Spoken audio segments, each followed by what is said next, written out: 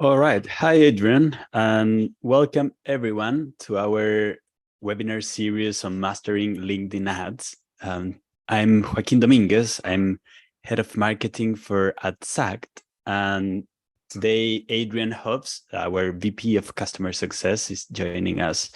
And we will be discussing the general strategy on LinkedIn. We will discuss how our clients run successful campaigns. So, hi, Adrian. Hi, Joaquin. Morning. Good morning. So let's start. I will start with the first question. Because we know LinkedIn is a very popular platform, but from your perspective, your experience, why businesses are gravitating towards it for their marketing efforts?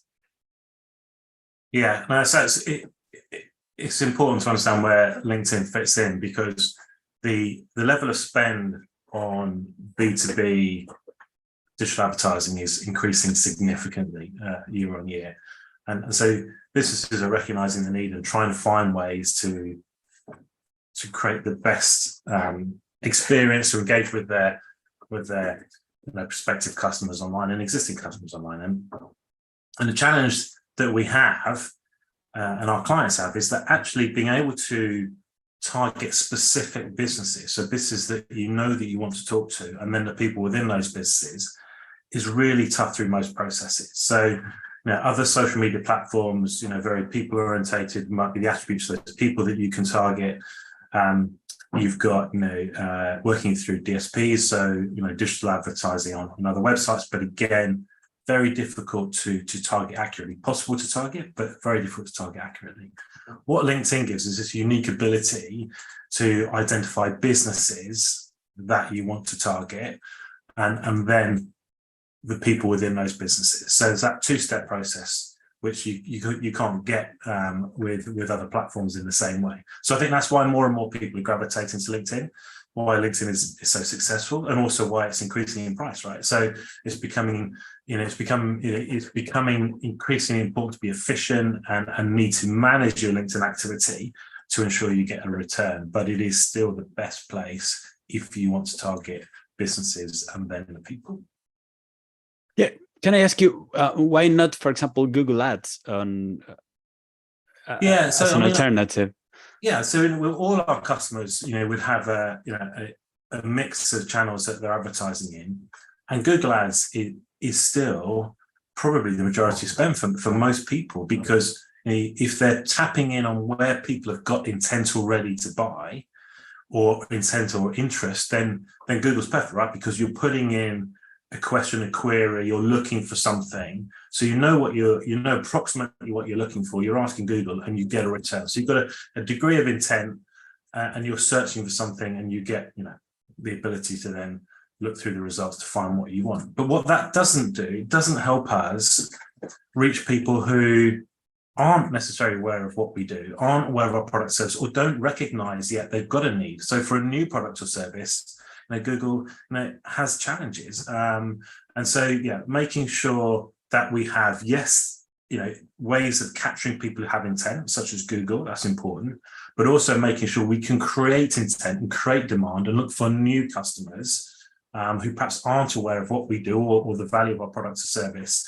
That's where advertising comes in, has always been the way, and LinkedIn just creates a particular way of doing it, which is advantageous if you want to target businesses, known businesses, basically.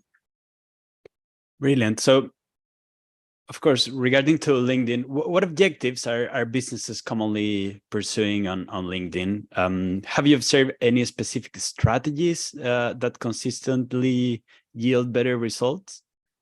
Yeah, I think there's lots of content online you can look at on LinkedIn, how to kind of technically do stuff. But I think what we want to answer your question today is by what we've learned and how our customers are getting the maximum return, and that is looking at LinkedIn not purely as a lead generation tool. So a lot of people we speak to, and we want to generate leads, yes, that is the end process that we all want as businesses. We all need to do is generate new leads for new prospects.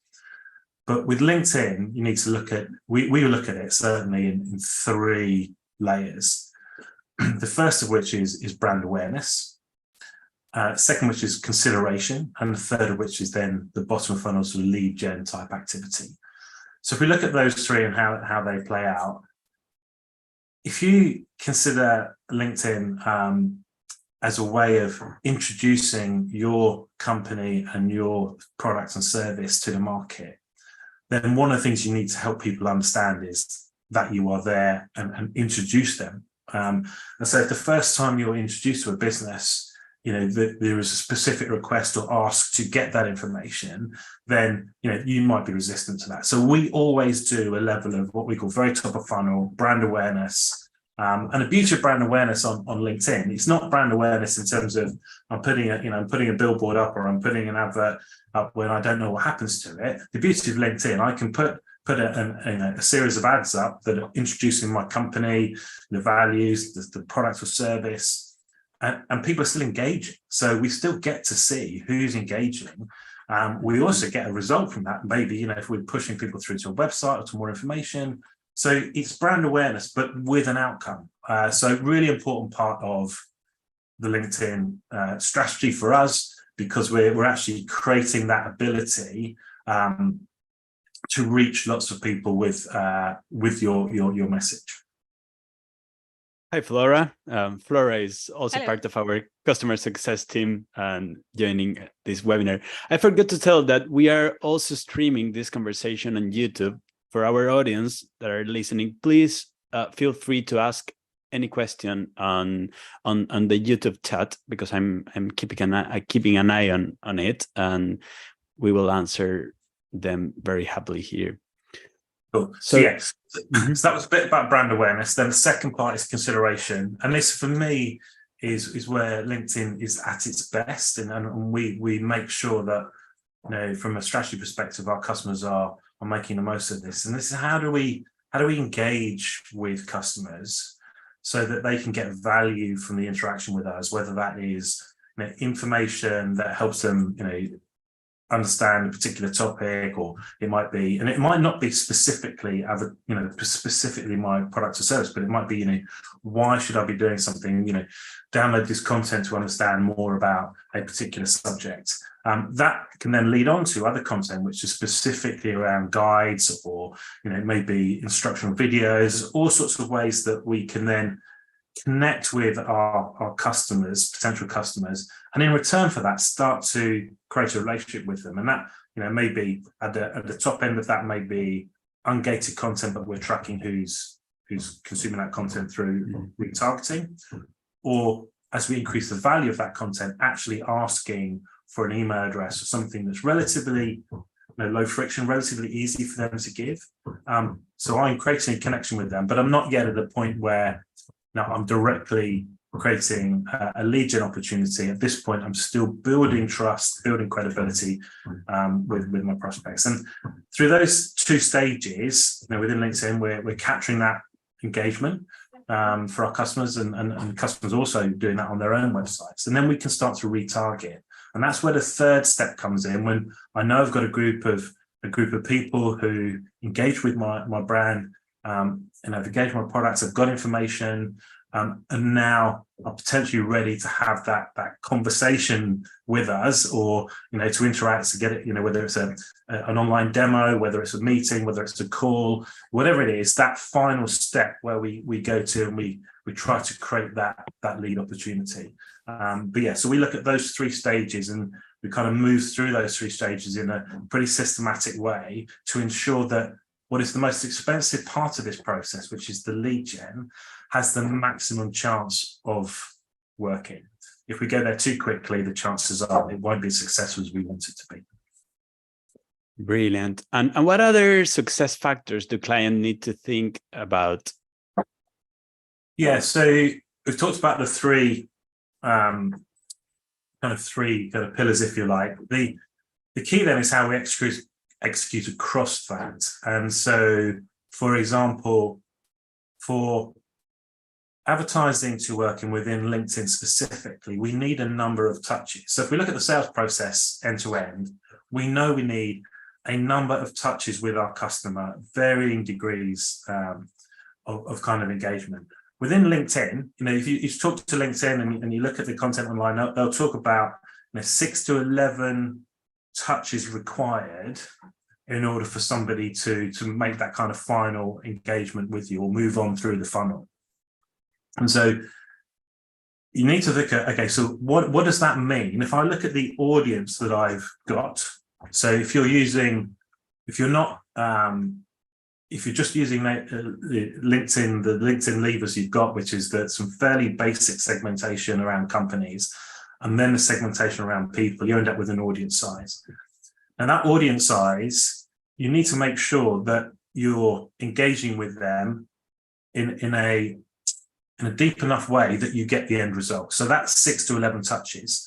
So that 6 to 11 touches is what we call frequency, and that frequency we need to make sure we can afford, in effect, based on the audience we've got. So I look at what's the outcome I want to achieve. So I want to, within a particular time period, I want to engage with these people a number of times. I can therefore look at how much money do I need, how much budget do I need to reach that kind of critical point. Because if I haven't got enough budget to reach that critical point, there's a really good chance I'm wasting my money, because I'll never engage enough that people will react, right? So we need to therefore think, okay, so if my budget isn't going to stretch, then how do I reshape my audience? How do I make my audience tighter? How do I make it better so that I can actually get through it and get the right level of touches? Equally, there is the risk that we overspend, and that is therefore driving inefficiency, because if we're hitting people too often with our message, we're just not seeing we're not seeing an incremental benefit in the results. And the way we can track this is looking at the engagement over a period of time, looking at particularly, say, click-through rates, depending on the type of campaign you're running. Look at the click-through rates. Where are they against the benchmarks? How are they changing? And if you continue to increase frequency, but you're not increasing your click-through rate, as an example, then you've gone far enough, right? There's that point where you're probably spending money that you don't need to, because you're not getting an incremental return. There are calculators online you can find to help you with this, but before you get too deeply involved, it's really important, because the worst thing you can do is spend money, touch people, in terms of engagement with them 3-4 times, you don't see a result, and therefore you assume LinkedIn doesn't work for you. That's not the case. It's just that you haven't executed in a way that means people will engage with you.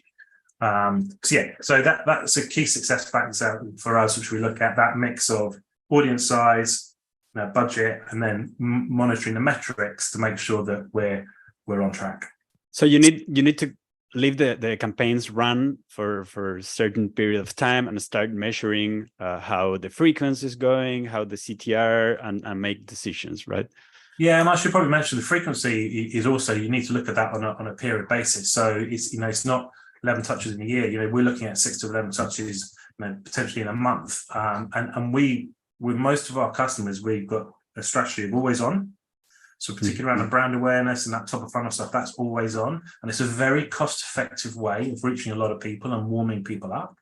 So that's really important. And then below that, we'll be running different campaigns that are driving, the connection we want around a particular product or service. So, that's when we're moving into consideration with content specific to a segment or specific to a product or service.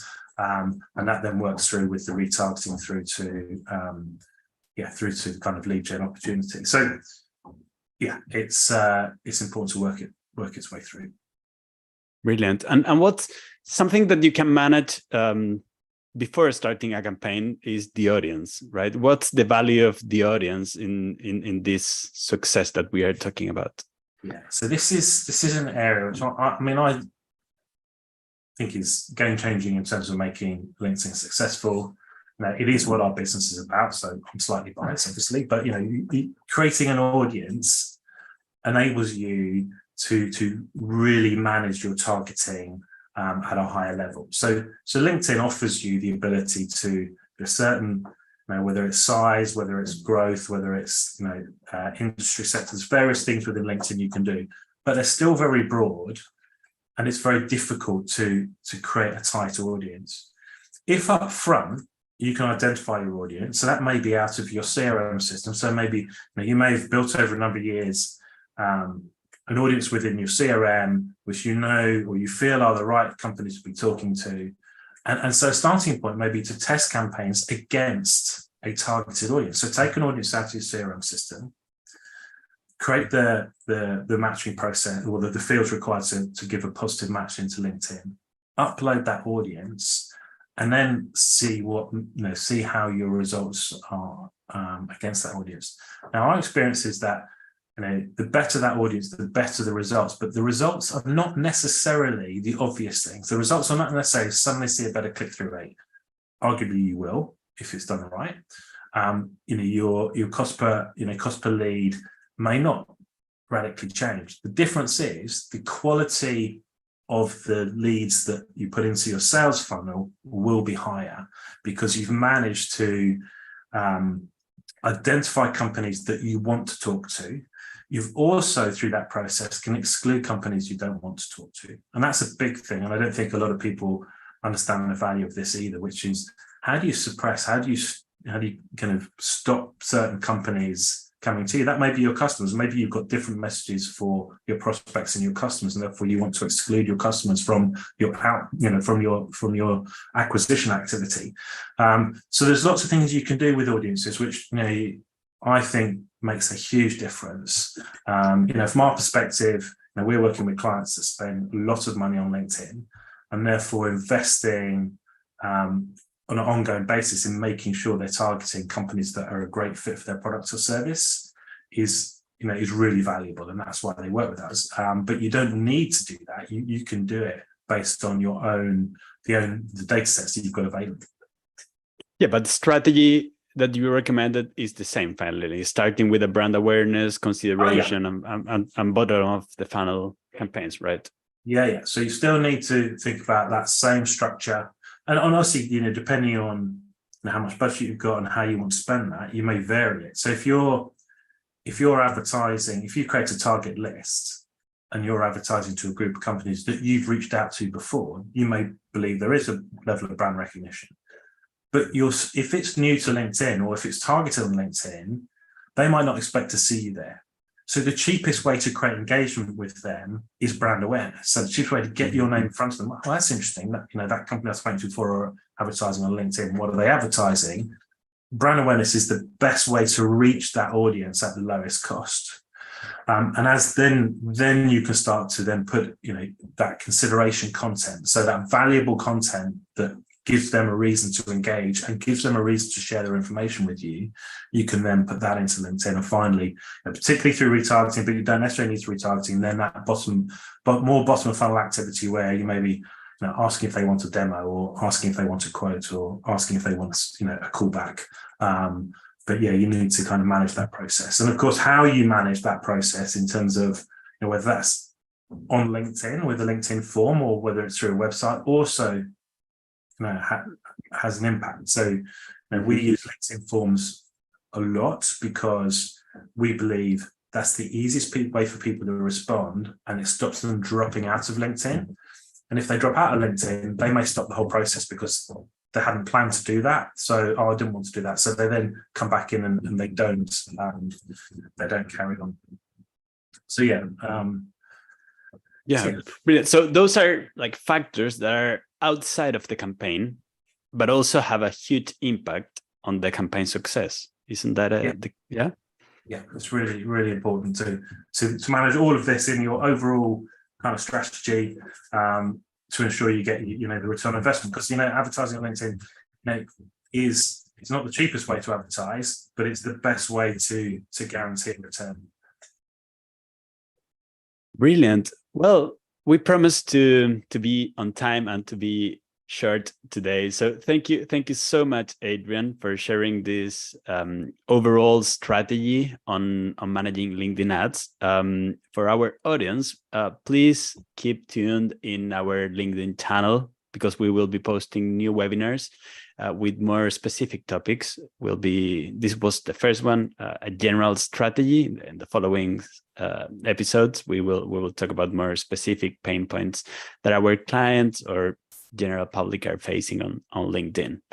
And also, please, everyone is invited to listen to our podcast on the future of B2B digital marketing, where, of course, we also talk about LinkedIn. So thank you so much, Adrian and Flora, and all the ones that are listening on our YouTube channel. Thanks, Joaquin. Thanks, Flora. See you. Thanks, guys. Bye.